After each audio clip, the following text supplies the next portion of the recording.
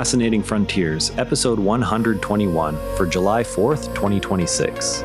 Let's look at what's new across the frontiers of space and science. A robotic spacecraft just launched to nudge a long-running NASA Observatory back into a stable orbit. The Pegasus XL lifted off from Kwajalein Atoll, carrying Catalyst Space's Link robotic servicer on the swift Reboost mission. Stargazer released the rocket near 166 degrees west, 7.5 degrees north at roughly 0836 UTC on July 3. Link will rendezvous with NASA's Neil Gehrels Swift Observatory and perform a controlled boost to raise its orbit. Communications with the servicer have already been established after separation. The flight may mark the final use of the Pegasus rocket family. Teams will next test Link's proximity operations and docking hardware before the reboost maneuver. Two privately built spacecraft performed a controlled rendezvous and intercept under the Victus Hayes mission. The exercise demonstrated rapid response orbital maneuvering for the U.S. Space Force. One vehicle approached and passed the other at close range while ground teams tracked both objects. The data will inform future tactics for on-orbit inspection and servicing. Now we turn from active orbital operations to how we discover distant worlds. Archived data from NASA's Transiting Exoplanet Survey satellite revealed a Jupiter-mass world whose gravity briefly magnified light from a background star. The event marks the spacecraft's initial use of microlensing rather than its usual transit method. The planet, designated HD 126105b in related catalog entries, orbits at 1.36 AU from its K-type host. The technique opens a new search channel for worlds that do not cross their stars from TSES's line of sight. Follow-up observations from ground telescopes are planned to refine the mass and orbit. If the sun were replaced by a bowling ball on a vast frozen lake, a passing star would bend the surrounding ice just enough to focus light from a distant object into a brief, bright flash visible from shore. That flash is gravitational microlensing. The foreground mass warps space-time so that light rays from a background source converge toward the observer for a few hours or days. In the TESE's case, the lens was a Jupiter-mass planet roughly 1.4 AU from its host star, and the brightening lasted long enough for the satellite's cameras to record it in archived frames. The probability of catching such an alignment is tiny, roughly 1 in a million for any given background star, yet the survey's wide field and repeated visits made the first detection possible. The same physics that lets us weigh planets we cannot see also lets us measure the mass of free-floating worlds and even rogue black holes, provided the alignment is caught. The open question is whether the current archive already contains dozens more events that simply have not been searched with the right algorithms. Astronomers have identified a system in which 6 supermassive galaxies are simultaneously merging. The structure was found in deep imaging and spectroscopic data from several large telescopes.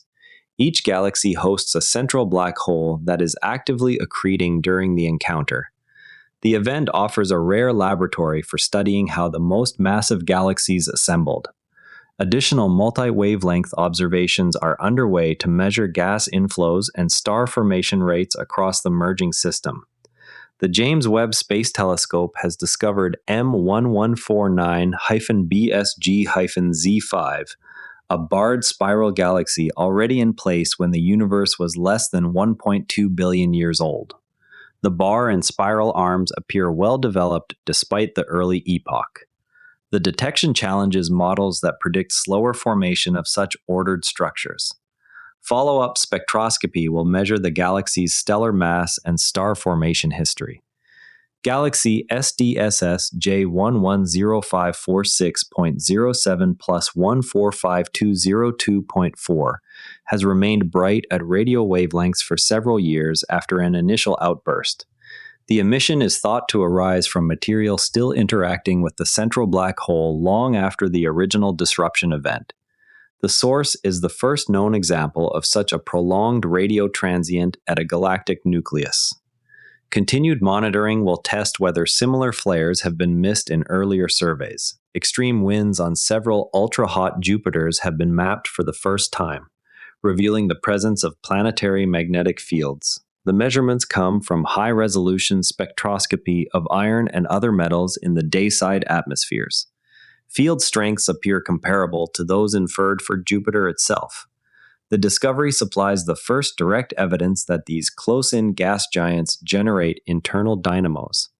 Additional targets are now being observed to test how field strength varies with orbital distance and stellar irradiation. JWST observations have identified sodium chloride clouds in the atmosphere of the well-studied world, nicknamed the Pink Planet. The clouds form at altitudes where temperatures allow salt vapor to condense. This marks the first clear detection of chloride-bearing clouds on any exoplanet. The finding helps refine models of cloud chemistry under intense stellar heating. Further spectra are expected to map how the cloud deck changes with longitude. A gas giant has been found orbiting the white dwarf remnant of a sun-like star that previously expanded into a red giant. The planet's orbit lies far enough out that it avoided engulfment during the star's expansion. Its survival supplies a direct analog for the possible fate of Jupiter once the Sun leaves the main sequence.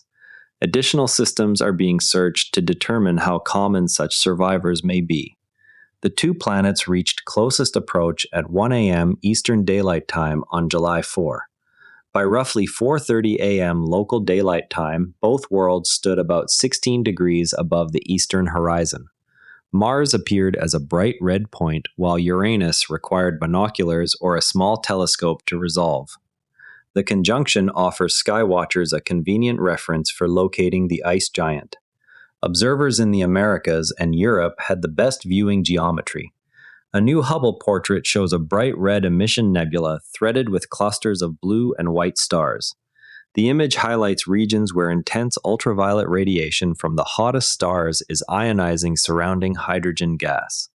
The nebula lies several thousand light-years from Earth in the Milky Way plane.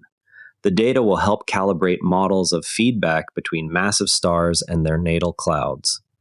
A stacked exposure totaling just over 3 hours on a C-STAR S50 smart telescope produced a high-resolution view of the Cocoon Nebula. The image reveals the nebula's intricate dust lanes and embedded star-forming regions. Processing was completed in standard photo editing software. Such compact instruments are enabling more backyard astronomers to contribute scientifically useful data. The telescope released a set of images highlighting red, white, and blue features across the solar system and beyond. The release coincides with the national milestone and showcases ongoing science operations. Hubble continues to deliver data more than 3 decades after launch. Sophie Astronaut captured a striking green auroral ribbon from the International Space Station during the Epsilon mission. The time-lapse covers more than an hour of orbital night and shows the curtain shifting and brightening. The footage was recorded on day 139 of the mission. It provides a high-resolution record of auroral dynamics at the altitude of the station. The astronaut returned to her Massachusetts hometown after her recent spaceflight and met former classmates. The visit highlighted local pride in her contributions to NASA's Commercial Crew program. Williams has flown on multiple missions to the International Space Station. Keep an eye on the next round of JWST spectra that could map how those salt clouds shift across WASP 39b. That covers today's space and science news. Share this with a fellow space enthusiast if you found it interesting. I'm Patrick in Vancouver. See you tomorrow. And if you'd rather watch than listen, find us on YouTube at NARA Network. Links in the show notes. And before you go, this show is part of the NARA Network, a family of daily podcasts on tech, science, and markets, each one a short, sharp briefing you can finish on the commute. If today earned its place in your feed, here's your next listen: Environmental Intelligence, the Environment and Climate Policy Brief for Canada. Find every show free at naranetwork.com. This episode used AI voice synthesis of my voice. Editorial selection and analysis are my own.